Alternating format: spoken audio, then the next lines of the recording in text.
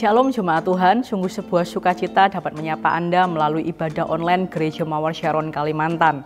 Tetaplah percaya kepada Yesus karena Dia adalah Allah yang setia menepati janji-janjinya. Saya juga mengucapkan welcome home bagi Anda yang baru pertama kali beribadah bersama. Anda adalah saudara dan saudari kami di dalam Kristus. Anda tidak pernah sendiri Bapak Ibu Saudara, karena ada komunitas rohani yang sanggup menguatkan kita, yaitu Connect Group. Untuk informasi lebih lanjut, Anda dapat menghubungi nomor PIC sesuai kota Anda masing-masing.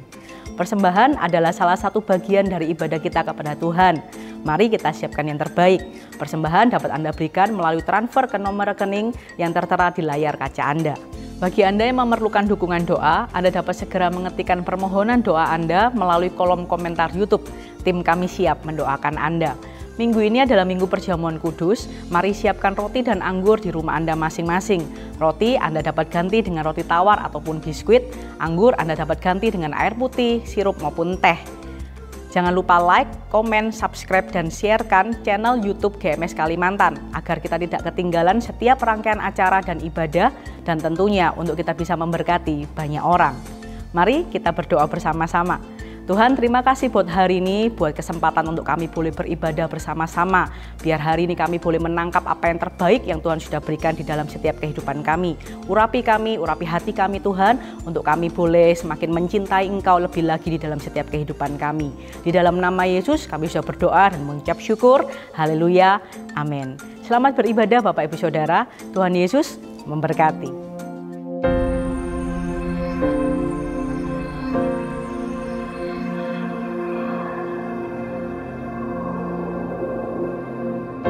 Orang yang suka memuji akan kuat roh doanya. Orang yang berdoa pasti berakhir memuji. Karena Allah bertata di atas pujian. Siapa memuji, Allah mengatasi hidupnya.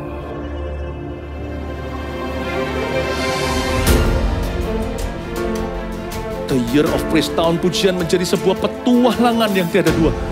Menjadi sebuah pelajaran hidup yang langsung dari Kristus. Menjadi sebuah pengalaman yang indah. Waktu kita memuji Tuhan, seluruh kerajaan itu berdiri di sampingmu. Waktu kita memuji, seluruh kerajaan Allah dan kereta-keretanya yang tidak kelihatan berkuda dan berapi-api itu berada di kanan kiri. Semakin fisik kita lemah, roh kita semakin memuji Tuhan. Semakin jasmani kita terbatas, semakin rohani kita tidak boleh dibatasi.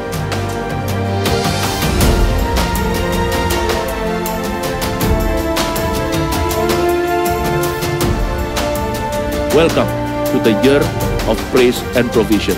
Mari kita mengizinkan Tuhan merajut rancangan yang belum pernah kita bayangkan.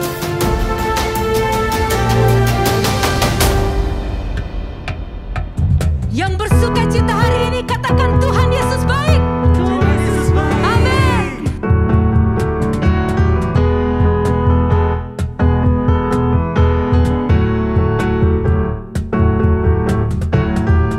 Ku masuki gerbangnya Tuhan dengan hati yang bersyukur. Ku bersorak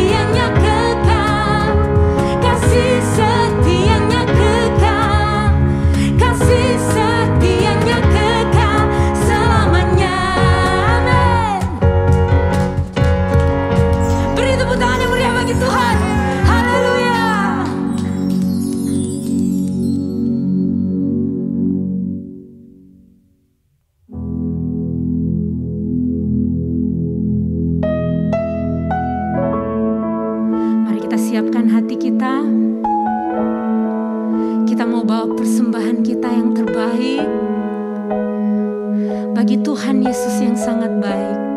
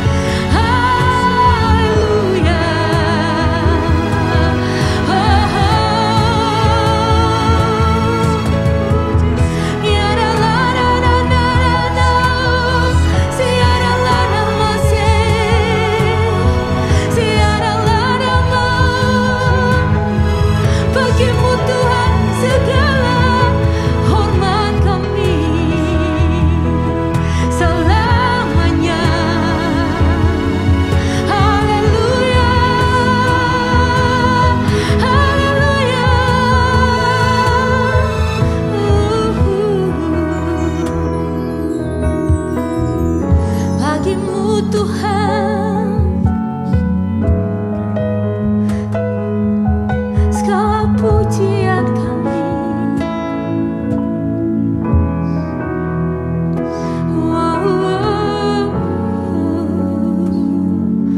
Haleluya. Sekarang ku mau memujimu, ku selalu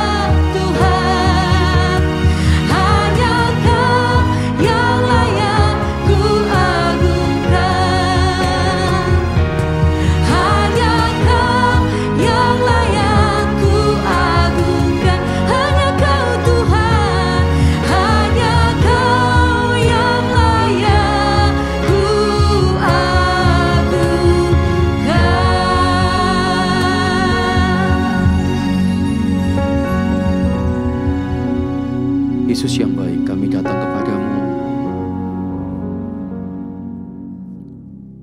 Kami mau serahkan hati kami Tuhan sekali lagi sebagai persembahan yang hidup. Hidup kami, tubuh kami, seluruh keberadaan kami ini milik-Mu. Biarlah Kau dapati kami mengikuti Engkau karena kami mengasihi-Mu. Thank you Tuhan. Bapa, sampaikan isi hati-Mu untuk umat yang Kau kasihi. Di dalam nama Yesus. Amin. Shalom Bapak, Ibu, Saudara sekalian yang dikasihi Tuhan.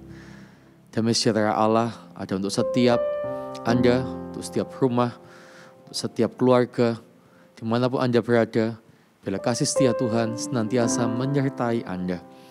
Di kesempatan ini, saya rindu menyapa untuk setiap gereja lokal, untuk seluruh Kalimantan, juga gereja perintisan, juga setiap jemaat, orang yang sangat kita kasihi, apalagi Tuhan sangat mengasihi Anda. Pada kesempatan ini saya ingin menyampaikan satu topik khotbah yang saya berikan judul, Jangan Berhenti di Sini. Apa maksudnya? Kita belajar sama-sama ya, dalam seni mengikut Tuhan. Pembacaan saya ambil dari Yohanes 6. Sebelum kita akan baca ayatnya, Anda tahu bahwa Yohanes 6 mulai dari ayat pertama ini adalah cerita bagaimana Yesus memberikan makan untuk 5.000 orang. Setiap kita tahu dan ini cerita yang sangat terkenal di mana Tuhan buat mukjizat dari 5 roti dan 2 ikan. Ketika Tuhan mengangkat dan mengucap syukur, tiba-tiba makanan ini bisa berlimpah-limpah, bahkan sisanya sampai berbelas-belas bakul. Ini sesuatu yang menarik dan cerita ini sudah kita sangat kenal dan familiar sekali di telinga kita. Namun ada sesuatu yang menarik di dalam pembacaan Yohanes 6. Ketika kita lihat perikop Yesus memberi makan 5.000 orang, kemudian diikuti dengan perikop yang lain. Di sana ada satu perikop yang diberikan judul, orang banyak mencari Yesus. Wah, dari kejadian seseorang atau banyak dari umat-umat itu yang mendapat makanan, mendapat mukjizat, mereka tidak berhenti di sana. Ternyata mereka tetap mencari Tuhan kan, mereka ikut Tuhan, mereka tetap mencari di mana Yesus setelah ini. Jadi di mana Yesus berada selalu diakhiri dengan kelompok manusia yang begitu banyak, berbondong-bondong orang mencari Tuhan Yesus. Tapi ada yang menarik ketika saya baca di sini, tiba-tiba Tuhan taruh sebuah rema ketika saya membaca pembacaan firman Tuhan ini. Judul perikop berikutnya adalah roti hidup. Waktu saya baca ini Tuhan taruh sesuatu di hati saya, khususnya buat saya pribadi. Sebelum saya menyampaikan ini kepada Anda, saya yang mesti belajar terlebih dahulu tentang kebenaran firman ini. Tiba-tiba Tuhan bicara di hati saya tentang seni mengikut Dia, seni mengikut Tuhan. Banyak di antara kita bisa dengan berbagai macam alasan datang ke gereja. Entah itu karena kita mengalami mukjizat, entah itu karena kita melihat kebaikan Tuhan, entah itu karena memang ya pengen aja saya ke gereja. Atau banyak sekali cerita-cerita yang lain. Kita boleh datang ke gereja mengikut Tuhan dengan berbagai macam alasan. Tetapi pada akhirnya kita tidak lagi bertahan dengan alasan kita. Kita di sini untuk memenuhi satu panggilan, yaitu panggilan Tuhan menjadi muridnya. Amin. Jadi alasan kita memulai bisa berbeda-beda. Tapi ketika kita masuk, kita sudah mengerjakan alasan yang sama. Kita sudah mengerjakan panggilan yang sama. Setelah kita tahu Yohanes 6 ayat yang pertama sampai 15 bercerita tentang mukjizat Tuhan. Ini kayak kita di awal, kita bertobat karena kita disembuhkan, kita melihat mukjizat, keluarga kita mengalami sebuah kemenangan dan lain sebagainya. Setelah kita mau ikut Tuhan karena mukjizat, atau karena kita percaya karena melihat, orang Kristen tidak boleh berhenti sampai di sini. Tuhan sedang tuntun kita untuk masuk di level berikutnya. Mari kita baca sama-sama di Yohanes 6 ayat yang ke-25. Judul perikopnya adalah roti hidup. Ketika orang banyak menemukan Yesus di seberang laut itu, mereka berkata kepadanya, "Rabi, bila mana engkau tiba di sini?" Yesus menjawab mereka, Aku berkata kepadamu, sesungguhnya kamu mencari aku bukan karena kamu telah melihat tanda-tanda, melainkan karena kamu telah makan roti itu dan kamu kenyang. Bekerjalah bukan untuk makanan yang akan dapat binasa, melainkan untuk makanan yang bertahan sampai kepada hidup yang kekal, yang akan diberikan anak manusia kepadamu. Sebab dialah yang disahkan oleh Bapa, Allah dengan meterainya. Lalu kata mereka kepadanya, apakah yang harus kami perbuat supaya kami mengerjakan pekerjaan yang dikehendaki Allah? Jawab Yesus kepada mereka, inilah pekerjaan yang dikehendaki Allah, yaitu hendaklah kamu percaya kepada Dia yang telah diutus Allah. Saya lompat ke ayat 32. Maka kata Yesus kepada mereka, aku berkata kepadamu, sesungguhnya bukan Musa yang memberikan kamu roti dari surga, melainkan Bapa-Ku yang memberikan kamu roti yang benar dari surga. Karena roti yang dari Allah ialah roti yang turun dari surga dan yang memberi hidup kepada dunia. Maka kata mereka kepadanya, Tuhan berikanlah kami roti itu senantiasa.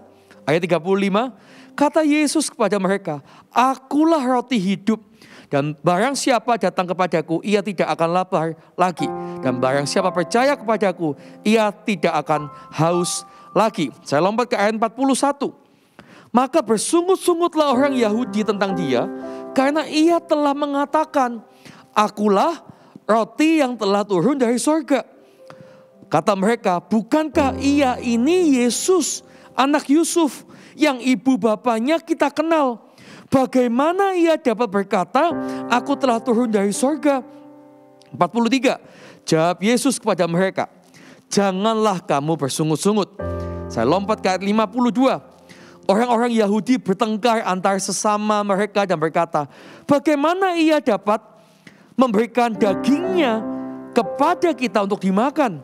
Maka kata Yesus kepada mereka, aku berkata kepadamu, sesungguhnya jikalau kamu tidak makan daging anak manusia dan minum darahnya, kamu tidak mempunyai hidup di dalam dirimu.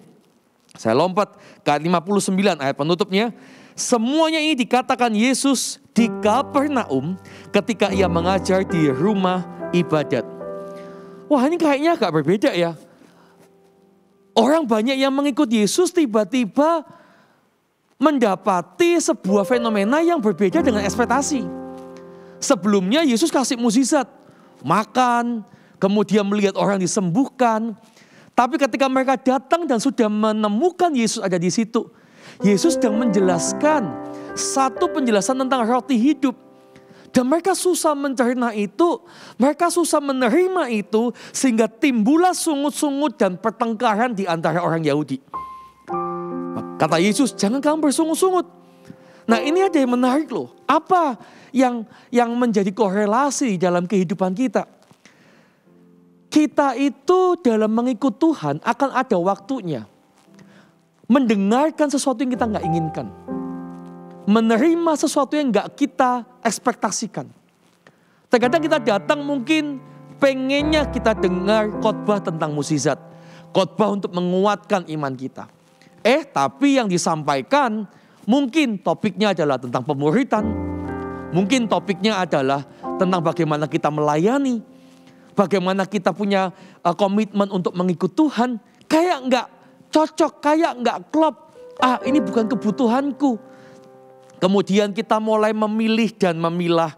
Kita malas mendengarkan. Kita lebih cenderung memilih apa yang jadi kebutuhan kita. Jangan sampai ayat di Perjanjian Baru digenapi dalam hidup kita tentang sesuatu yang salah loh ya. Kalau sesuatu yang benar, biarlah digenapi dalam hidup kita. Tapi ayat di dalam Perjanjian Baru berkata, orang-orang zaman akhir ini suka memilih apa yang suka mereka dengarkan saja. Tetapi apa yang benar, apa yang baik untuk mereka, mereka menolaknya. Tahukah Anda, pada kejadian di dalam pembacaan ini, ada sesuatu yang sangat sering terjadi di antara kita. Kita ikut Tuhan bisa jadi karena kita melihat kebaikannya. Betul, kita ikut Tuhan karena kita melihat mukjizatnya, nggak salah. Tetapi seperti saya katakan di awal, ada waktunya di mana Tuhan akan bawa kita di level berikutnya. Bukan lagi hanya menantikan mukjizat, tetapi ada level atau dimensi pemuritan yang Tuhan inginkan. Ada sesuatu makanan yang lebih keras daripada ketika kita bayi rohani. Sama seperti kita melihat ketika bayi, mungkin dia hanya bisa menerima cairan, mungkin bentuknya adalah susu. Kemudian mulai makan lunak. Kemudian berangsur dia mulai meninggalkan makanan lunak dan pindah kepada makanan-makanan yang lebih keras. Sama. Kekristenan kita ini di awal bisa jadi kita masuk ikut Tuhan karena kita punya alasan. Tapi di titik tertentu kita tidak lagi pakai alasan kita untuk ikut Tuhan. Tapi mengikuti panggilannya, mengikuti kemauannya, mengikuti alasannya. Disinilah sebenarnya Tuhan sedang membawa kita untuk didewasakan. Saya lanjutkan ya pembacaannya, ayat 60. Sesudah mendengar semuanya itu, banyak dari murid-murid Yesus yang berkata, perkataan ini keras, siapakah yang sanggup mendengarkannya? Yesus yang di dalam hatinya tahu bahwa murid-muridnya bersungut-sungut tentang hal itu. Berkata kepada mereka, adakah perkataan itu menggoncangkan imanmu? Saya lanjut langsung ke ayat 66. Mulai dari waktu itu, banyak murid-muridnya mengundurkan diri dan tidak lagi mengikut dia. Wow. Di awal bukan Yesus yang mencari mereka. Mereka yang tergila-gila mencari Yesus. Yesus ada di mana? Oh, mereka bahkan menempuh jalan darat untuk mencari keberadaan Yesus. Di mana? Mereka ingin melihat sesuatu yang mereka inginkan. Mukjizat, kesembuhan, pemulihan. Sesuatu fenomena yang belum pernah mereka lihat sebelumnya. Tetapi mereka ketika sudah bertemu dengan Yesus, dan Yesus memberikan makanan yang seharusnya mereka terima. Disinilah tantangan dan ujian kita untuk masuk di level berikutnya. Saya tulis satu perkataan di Bible saya untuk saya. Setelah melihat dan menikmati mukjizat, ada waktunya untuk kita semua diberikan sebuah atau berbagai macam makanan keras. Yaitu dengan dimuridkan dan dimatangkan oleh Tuhan. Ketika saya tulis ini untuk saya pribadi belajar, Tuhan, jangan sampai motivasi aku mengikut Engkau adalah semata-mata karena aku ingin mendapatkan sesuatu. Karena aku melihat apa yang kubutuhkan. Tapi biarlah motivasi dan apa yang kulihat adalah tentang kehendak-Mu yang jadi dalam hidupku. Keinginan-Mu yang terrealisasi dalam kehidupanku. Saya berdoa, jemaat Tuhan masuk di dalam level pendewasaan, pemuritan, dan pemurnian. Anda dan saya bukan hanya dipanggil untuk jadi pengikut yang sukanya ngikut dari jauh. Follower itu belum tentu dekat loh sama yang di follow. Setuju nggak? Karena coba sekarang Anda follow seseorang di sosial media Anda. Belum tentu Anda kenal. Hubungan gak tentu dekat. Ada yang Anda follow memang Anda dekat. Tapi kebanyakan di antara kita memfollow seseorang yang belum tentu kita dekat. Bahkan gak dekat dan gak kenal sama sekali. Tapi seorang murid itu ada dekat. Berinteraksi dua arah dengan gurunya. Allah ingin kita di posisi murid bukan pengikut, Bapak Ibu Saudara sekalian. Ketika kita mengenyam sesuatu yang enak, ada waktunya kita mengenyam sesuatu yang keras, sesuatu yang mendidik, sesuatu yang gak enak buat daging kita. Tapi itu baik untuk kita. Makanya di sini kita perlu tahu bahwa untuk kita menjadi seseorang yang mengikut Tuhan, kita perlu melakukan dua hal ini. Yang pertama, pengikut Tuhan itu akan masuk di dalam sebuah level pemuritan. Ikut Tuhan itu dimuridkan. Dan yang kedua, ikut Tuhan itu dimurnikan. Saya ulang. Yang pertama, ikut Tuhan itu dimuridkan. Dan yang kedua, ikut Tuhan itu dimurnikan. Kita belajar sama-sama ya. Ibrani 12 ayat 7. Ibrani 12 ayat yang ke-7.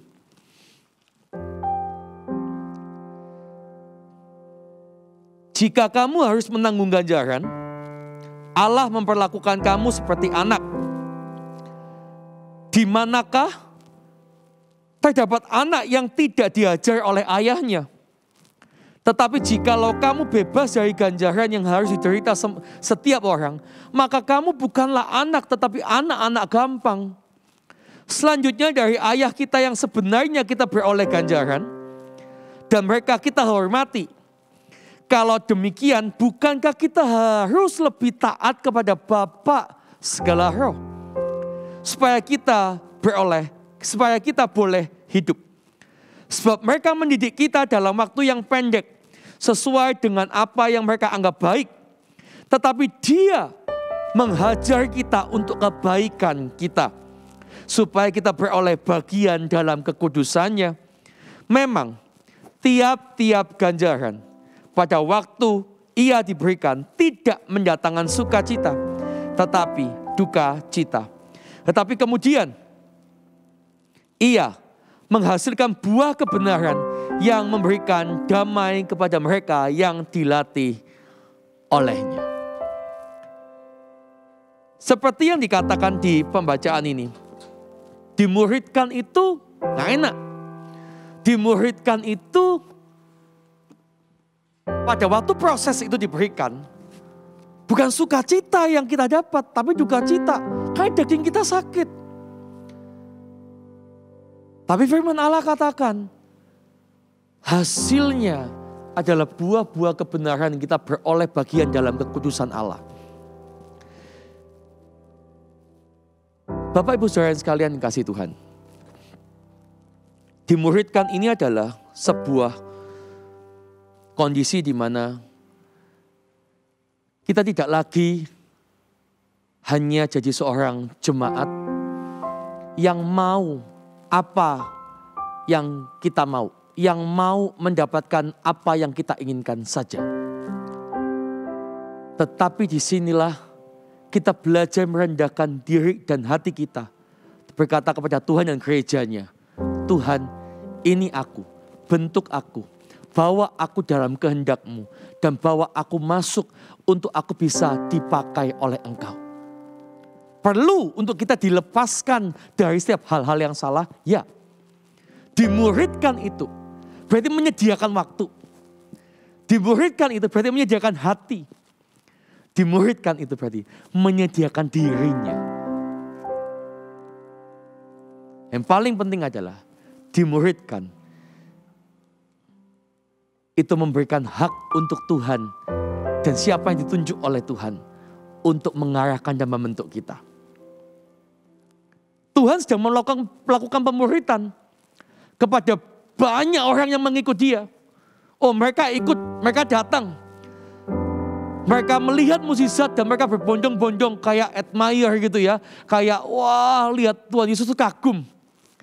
Tapi Tuhan Yesus tidak kemakan oleh kekaguman manusia. Kalau memang kau mau ikut aku, ayo sini, tak muridkan yuk. Dimuridkan yuk. Makanya Tuhan ngomong sebuah konteks yang lebih keras, yang lebih berbobot. Tidak hanya bicara tentang mukjizat. Dan dari situ ternyata, lihat, banyak orang yang dimuridkan ketika mereka gak siap. Disitulah kelihatan siapa yang cuma mau lihat mukjizat, siapa yang mau cuma lihat sesuatu yang enak, tapi gak siap untuk dekat dan diberikan sesuatu yang mendidik, yang mengkoreksi, yang menyakiti dagingnya. Disitulah akhirnya kelihatan siapa murid, siapa pengikut. Saya berdoa, jemaat di tempat ini, Anda sekalian memberikan diri bukan jadi pengikut saja, tapi murid. Yang kedua, ikut Tuhan apa aja saya katakan? Dimurnikan.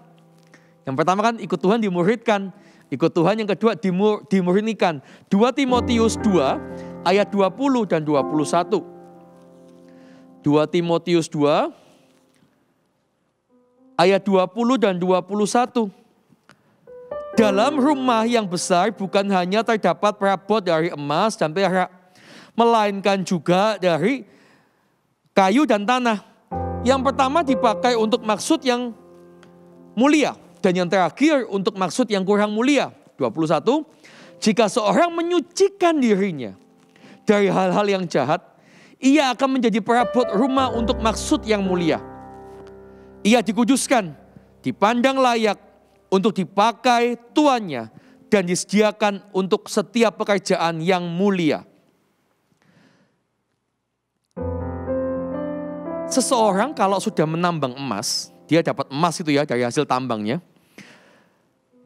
Emas tersebut nggak langsung dijual dalam bentuk langsung jadi perhiasan loh. Atau langsung ke konsumen atau tangan terakhir. Emas itu, hasil tambang emas itu akan masuk dalam setiap proses yang tidak sedikit. Mereka akan masuk di dalam proses yang namanya pemurnian logam. Supaya apa? Supaya mineral-mineral yang tidak diperlukan itu turun. Dipanaskan sampai didapati emas ini benar-benar jadi logam mulia. Jadi disucikan, dimurnikan dulu. Sampai ketika hasilnya yang dimau sudah ada di sana. Semua yang kotor udah turun di situ. Barulah dia dijual. Kenapa? Karena nilai jualnya jauh lebih tinggi. Nah sama. Ini ibarat kayak kita. Kita bertobat. Kita kenal Tuhan. Kita diselamatkan. Itu gak otomatis. Kita langsung berubah. Percaya gak percaya? Sejak Anda bertobat, Anda hidup baru. Tidak semua langsung karakter dan nilai kita berubah. Kita masih punya cara pandang yang salah. Karakter yang salah masih ada yang melekat di hati kita. Dan cara berpikir kita seringkali dipengaruhi oleh gaya hidup kita yang ada di masa lalu kita. Nggak langsung serta-merta semua berubah. Nah untuk itulah di sini kita jelas kita perlu untuk berubah dari waktu ke waktu. Kita perlu dimurnikan supaya karakter kita, pola pikir kita, nilai kita menjadi semakin berkenan di hadapan Tuhan. Dan Tuhan bisa pakai kita jadi alatnya. Orang diberkati bukan karena kita ibadah. Orang lain diberkati karena melihat buah di hidup kita. Dan buah itu tidak akan pernah bisa dirasakan kalau Anda tidak dimurnikan. Emas itu hasil tambang, kalau nggak dimurnikan dengan campuran kotoran dan logam-logam yang nggak diperlukan, nilainya sangat rendah. Maka dari itu kita perlu untuk siap sedia dimurnikan. Dan saya kasih tahu dimurnikan itu nggak enak Bapak Ibu. Logam itu dimurnikan dengan panas. Kalau hari ini kita dipanasin, kalau hari ini kita benar-benar didetoks, itu sakit. Proses gesekan dan lain sebagainya. Jadi saya mau kasih beberapa tahapan atau poin-poin kita dimurnikan itu kayak apa. Yang pertama, kita perlu dimurnikan dalam apa? Melalui firman. Firman ini tidak cukup kalau Anda cuma mendengarkan ibadah minggu. Atau khotbah saat teduh misalnya. Tuhan ingin firman ini masuk dalam hidup kita, melekat di hidup kita, menjadi sebuah pegangan di dalam kehidupan kita. Untuk itu kita perlu menggalinya, hidup dekat dengan firman setiap hari, tidak bisa tidak. Karena melalui firmanlah ada sebuah detoks di dalam hidup kita. Apa yang kau masukkan di dalam hidupmu, itulah yang keluar dalam hidupmu. Jadi kalau Anda memasukkan makanan, yaitu adalah firman Allah, tahukah Anda, itu pun juga yang keluar dalam hidup Anda. Kualitas hidup Anda nggak akan beda jauh, nggak akan beda dari firman yang Anda makan. Karena apa yang kau makan, itu yang keluar. Apa yang kau masukkan, itu yang keluar. Nah, pertanyaannya gini, sejauh mana hari ini kita punya kerinduan untuk hidup dekat dan dalam dengan firman Allah. Gembala regional kita seminggu 3 kali kasih renungan di waktu pagi dengan judulku renungkan firman-Mu. Itu bukan supaya kita mengandalkan hasil perenungan dari gembala kita. Tapi juga supaya bisa menginspirasi kita. Kalau gembala kita begitu bergaul dengan Tuhan di dalam firman-Nya, kita juga punya panggilan yang sama untuk kita dalam dengan firman Allah setiap hari. Hikmat-hikmat Tuhan, janji-janji Tuhan. Iman itu timbul dari pendengaran akan firman Allah.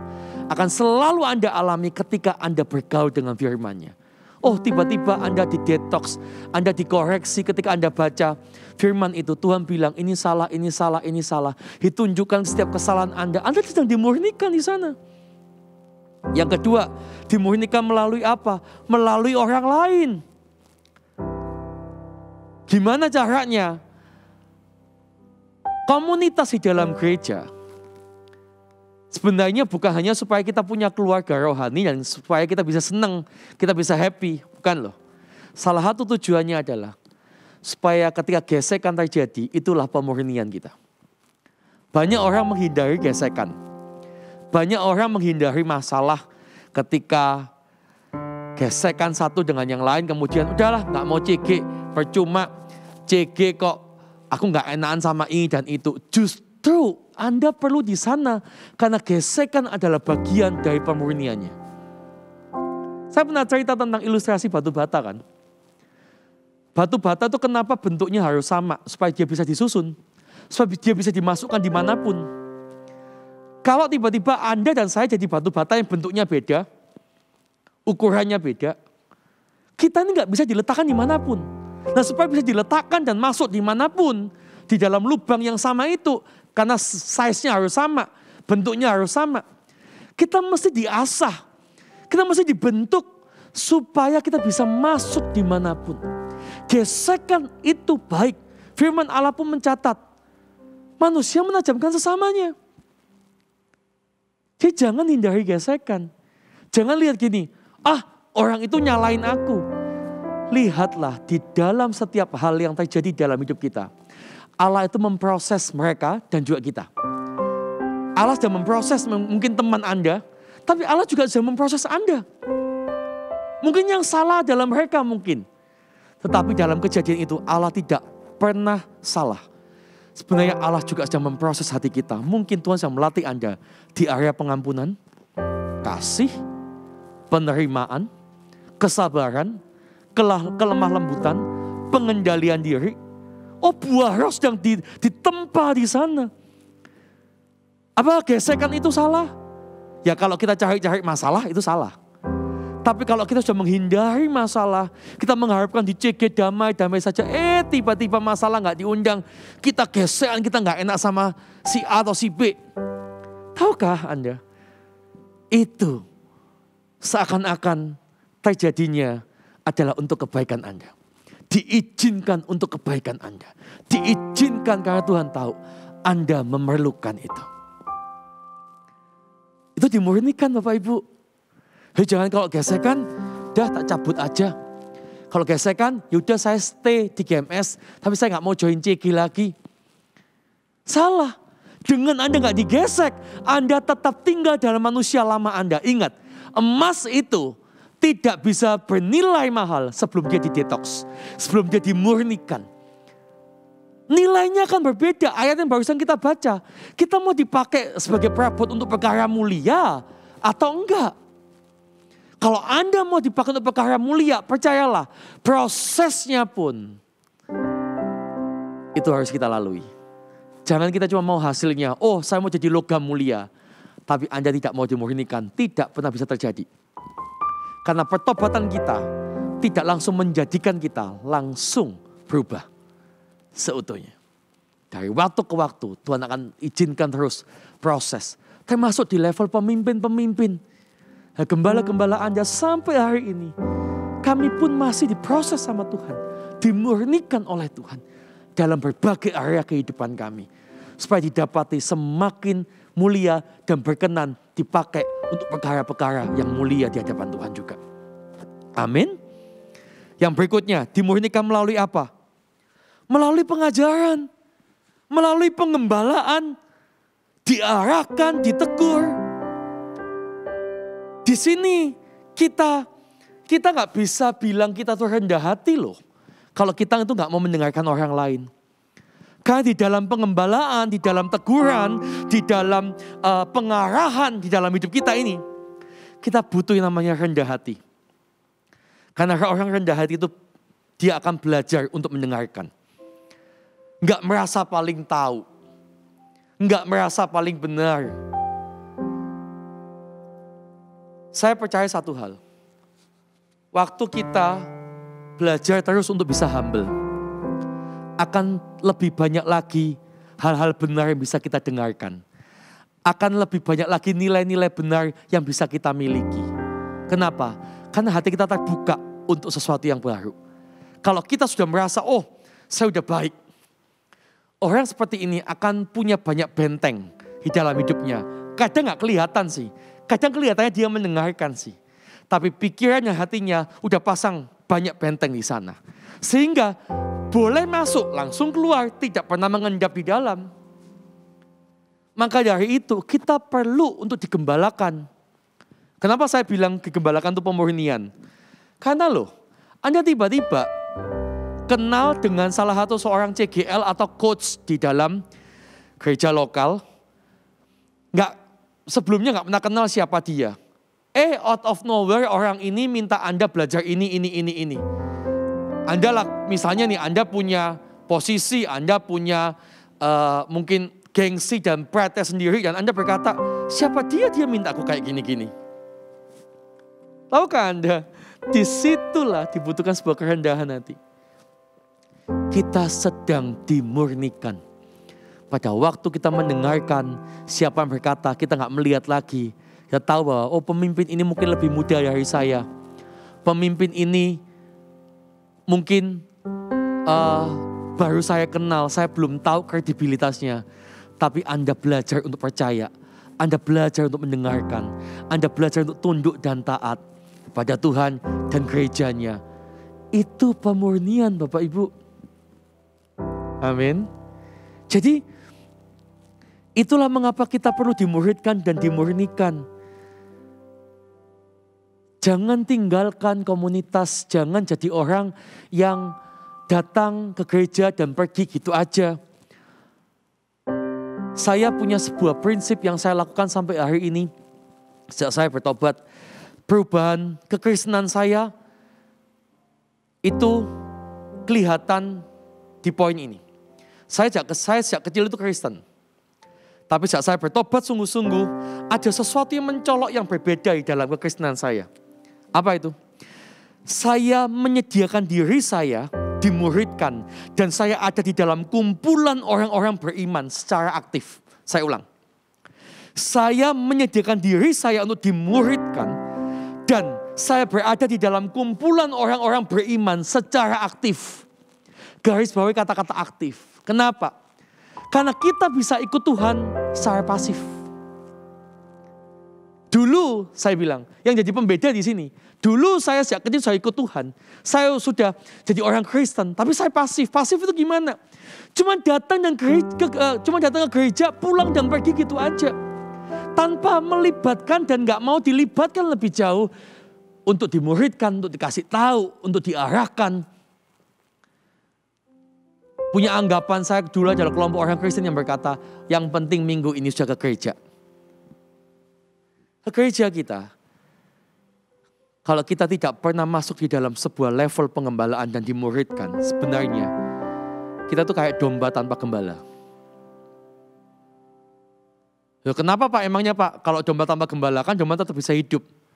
Saya kasih tahu, domba tanpa gembala, domba itu bisa hidup tapi nggak bisa bertahan lebih lama. Karena domba punya kelemahan di dalam penglihatannya. Domba hanya mengandalkan pendengarannya. Dan pendengaran itu didengarkan dari suara gembalanya. Makanya kita harus dengar-dengar suara gembala agung kita. Dan juga suara gereja yang mengembalakan Anda. Supaya Anda bisa bertahan jadi orang Kristen sampai selesai. Dan berjumpa dengan Tuhan berkata, well done my son, well done my daughter. Jangan sampai kita di tengah jalan jadi domba yang tersesat. Karena kita gak mau untuk diarahkan. Kita gak mau untuk dirangkul. Kita gak mau untuk dikumpulkan. Kita maunya seenaknya sendiri. Bapak Ibu Saudara sekalian kasih Tuhan. Sebentar saya ini akan, dengan ini saya akan selesai. Saya sangat diberkati salah satu contoh yang saya ikuti untuk jadi orang Kristen. Supaya gak berhenti Hanya ketika melihat mukjizat adalah cara hidup jemaat mula-mula di Kisah Para Rasul. Nanti Anda coba buka ya. Kisah Para Rasul pasal yang kedua bagian perikop yang terakhir. Bagaimana mereka setelah bertobat, mereka memberikan diri dibaptis. Setelah itu dikatakan apa? Mereka berkumpul di rumah-rumah. Memecahkan roti bersama-sama. Itu kayak CG gak sih? Kumpul. Saling membangun. Mengenal satu sama lain. Kepunyaanku adalah kepunyaanmu. Bukan utang piutang loh ya. Tapi seakan-akan, wah pengen berkati ini, pengen berkati itu. Sudah kayak keluarga. Saya punya moto, ini keluarga keduaku, ini rumah keduaku. My church, my home. Itu kan, beberapa orang sampai ngalami di level itu. Nah, inilah yang jadi contoh kita. Kita gak bisa bertobat kemudian kita datang karena yang penting saya dengar. Memang betul Anda akan diberkati dengan firman dan hadirat Tuhannya. Tapi untuk menjadi bertumbuh dan berjalan lebih lama, Anda butuh ada di dalam kumpulan pengembalaan, kumpulan orang-orang beriman. Karena itulah yang juga dilakukan oleh para murid-muridnya Yesus. Amin. Bapak, Ibu, Saudara sekalian kasih Tuhan. Allah menginginkan kita punya kualitas murid, kenal dan mengikut Dia dari dekat. Oleh karena itu, berikan hatimu untuk dibentuk, ditempa. Seakan-akan sakit, udah biarkan. Karena aku tahu Tuhan menginginkan sesuatu yang lebih baik dalam hidupku. Saya jadi ingat satu pembacaan di firman Tuhan tentang ranting pohon anggur yang dibersihkan lagi supaya lebih banyak berbuah. Mungkin hari ini Anda sudah berbuah, tapi Anda dibersihkan lagi supaya Anda lebih banyak lagi berbuah. Saya berdoa, hidup Anda tidak berhenti di sini. Mengikut Tuhan karena melihat kebaikannya, mengikut Tuhan karena melihat mukjizatnya, tapi mengikut Tuhan karena mau dimuridkan. Mengikut Tuhan karena mau dekat dan dengar-dengaran dengan Allah. Gak peduli apa yang saya dapat. Saya melangkah, saya mengikuti Dia karena saya tahu dengan saya dengar-dengaran dengan Tuhan saya akan mengalami kehidupan itu. Ingat, ikut Tuhan secara aktif, bukan pasif. Saya undang PAW untuk maju ke depan. Dan disinilah pembedanya. Orang yang ikut Tuhan karena mukjizat semata-mata. They come and go easily. Saya ulang. Mereka yang ikut Tuhan karena mukjizat dan bukan karena mau dimuridkan. They can come and go easily. Mereka bisa datang dan pergi dengan sangat mudah. Tapi kalau seseorang yang mau dimuridkan, tidak akan pernah memutuskan untuk come and go dengan gampang. Karena mereka tahu, disinilah tempatnya. Disinilah rumahku. Amin. Mulai hari ini, jadilah umat Tuhan yang tidak meninggalkan Tuhan. Bahkan di saat-saat paling susah. Saya akan bacakan ayat terakhir saya di Yohanes pasal yang ke-6 tadi ya. Ayat ke-67. Maka kata Yesus kepada ke-12 muridnya, apakah kamu tidak mau pergi juga? Ketika banyak orang pergi meninggalkan Dia, murid-murid yang lain sudah meninggalkan Yesus. Yesus tanya kepada 12 ini, maka kata Yesus kepada ke-12 muridnya, apakah kamu tidak mau pergi juga? Jawab Simon Petrus kepadanya, Tuhan, kepada siapakah kami akan pergi? Perkataanmu adalah perkataan hidup yang kekal. Jadilah orang yang stay dengan Tuhan dalam masa apapun. Mukjizatnya ataupun perkataan kerasnya, didikannya. Anda dan saya didapati tetap setia ada di sana. Amin. Mari kita datang ke Tuhan bersama-sama. Thank you Tuhan. Selidiki aku, lihat hatiku, apakah ku sungguh mengasihimu, Yesus, Kau yang Maha Tahu dan menilai hidupku. Tak ada yang tersembunyi bagimu. Selidiki aku, lihat hatiku, apakah ku sungguh mengasihimu, Yesus, Kau yang Maha Tahu dan menilai hidupku. Tak ada yang tersembunyi bagimu. Telah kulihat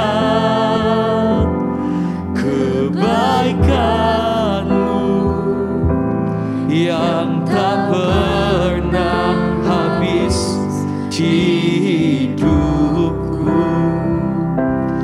Ku berjuang sampai akhirnya Kau dapati aku tetap setia. Nyanyikan sama-sama. Selidiki aku, lihat hatiku, apakah ku sungguh mengasihimu, Yesus, Kau yang Maha Tahu dan menilai hidupku. Tak ada yang tersembunyi bagi. Selidiki aku Tuhan, selidiki aku, lihat hatiku, apakah ku sungguh mengasihimu, Yesus, Kau yang Maha Tahu dan menilai hidupku. Tak ada yang tersembunyi bagimu. Telah kulihat kebaikan-Mu yang tak pernah habis di hidupku. Ku berjuang sampai akhirnya Kau dapati aku tetap setia.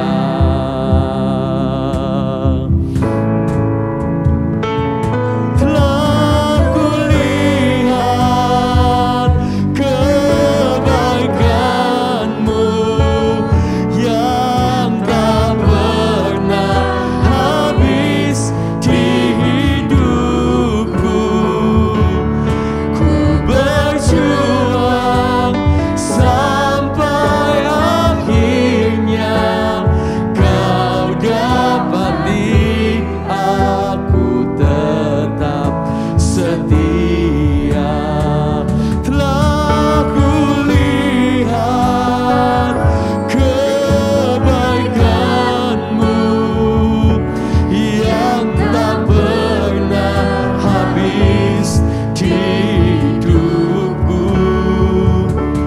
Ku berjuang sampai akhirnya Kau dapati aku tetap setia. Mari kita sembah Dia. Oh, oh, kia la la la la la bayamo, kia namanya serame. Oh, namanya se, oh, namanya so.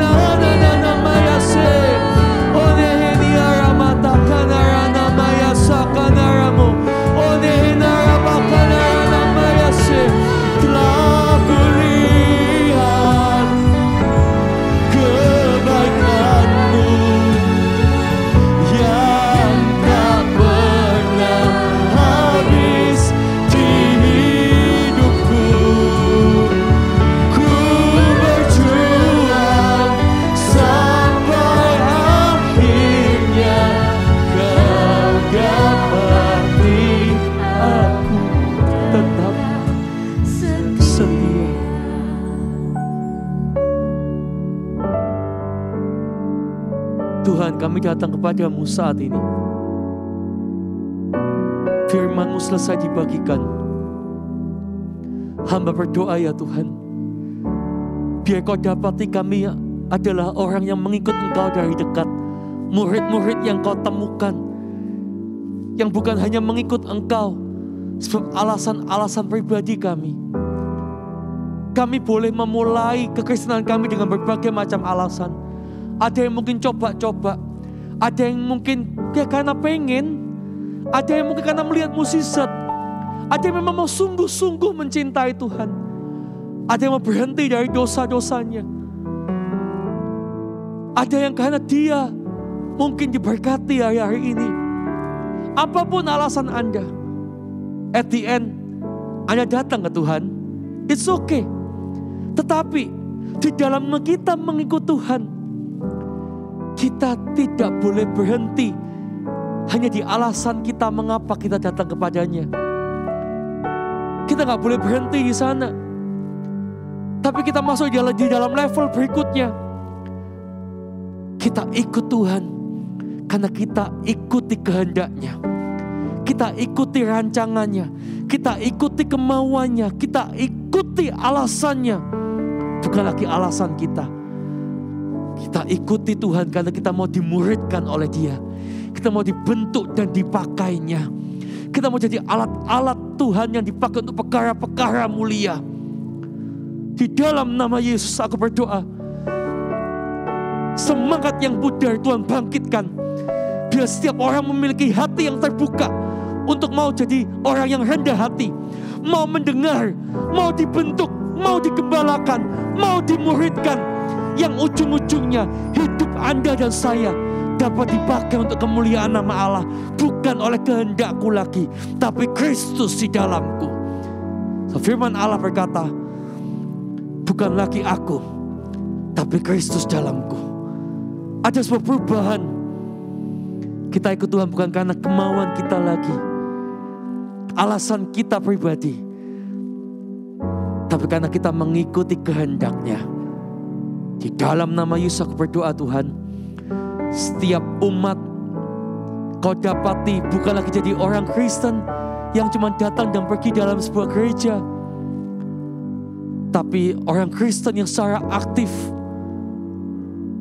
akan menggabungkan diri dalam komunitas-komunitas rohani, bertumbuh di sana, dan secara aktif mau dimuridkan oleh Tuhan dan gerejanya.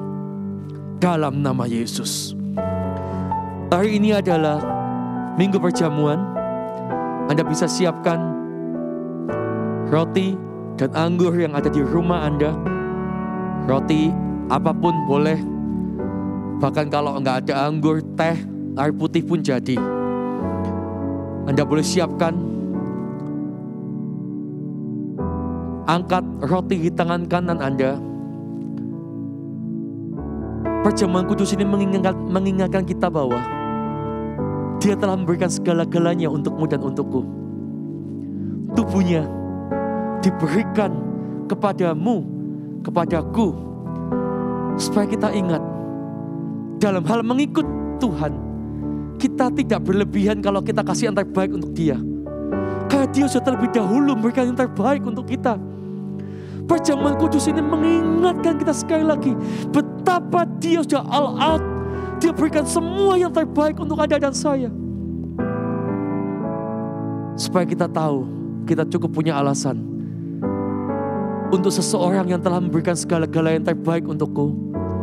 Kenapa aku berpikir 2 kali atau berapa kali untuk mau dimuridkan oleh pribadi ini, untuk mau dengar kehendaknya. Oh, saya gak mau pikir lagi 2 kali. Saya mau dimuridkan oleh Tuhan mulai saat ini. Bukan apa yang saja menyukakan telinga saya, tapi apa yang Tuhan mau, itu yang kuhidupi, itu yang kudengarkan, itu yang kulakukan, itu yang akan hidup dalam kehidupanku. Angkat roti Anda, makanlah di dalam nama Yesus. Bukankah ini persekutuan dengan tubuh Allah? Di dalam nama Yesus. Angkat juga cawan di tangan kanan Anda. Darahnya dicurahkan supaya Anda dan saya memiliki sebuah kehidupan yang baru. Saya berdoa setiap kutuk sakit penyakit disembuhkan saat ini. Setiap kutuk dipatahkan dan Anda terima kesembuhan. Sakit penyakit saat ini, roh sakit penyakit, aku perintahkan engkau pergi di dalam nama Yesus. Sebab darah Yesus yang berkuasa atas kami Tuhan. Angkat cawan ini. Angkat minuman atau anggur atau apapun di tangan Anda. Saat Anda meminumnya, bukankah Anda sedang bersekutu dengan darahnya? Di dalam nama Tuhan Yesus, minumlah. Thank you Tuhan, thank you Tuhan. Tarik kedua tangan kita di dada kita. Oh thank you Tuhan, saya merasakan kasih Tuhan begitu besar ada di sini. Biar cinta kasih Tuhan yang menjadi alasan Anda untuk memberikan diri dengan sengaja. Berkata, gembalakan aku ya Tuhan, muridkan aku ya Tuhan. Dengan hati yang humble itu, Anda juga berkata kepada gereja di mana Anda digembalakan. Mungkin Anda berkata kepada gembala Anda, coach Anda, CGL Anda. Setelah ibadah ini, chatting mereka, telepon mereka, berkata, Pak, Bu, Ko, C, saya mau digembalakan hari ini. Saya mau dimuridkan hari ini. Saya gak mau jadi orang Kristen yang bertumbuh karena saya hanya memilih-milih apa yang saya mau. Tapi saya mau jadi orang Kristen yang tetap mengikut Tuhan. Kalau Tuhan mau bawa dalam makanan keras, saya mau ada di sana. Saya mau belajar di sana. Saya mau dimuridkan. Saya mau dimurnikan. Terimalah berkat daripada Allah Bapa, kasih setia daripada Yesus Kristus, persekutuan yang pengurapan dari Roh Kudus memampukan Anda jadi umat-umat yang berkenan di hadapannya mulai hari ini sampai kita berjumpa dengan Tuhan di dalam kekekalan. Terimalah berkat di dalam nama Tuhan Yesus. Haleluya. Amin. God bless you all. Love you.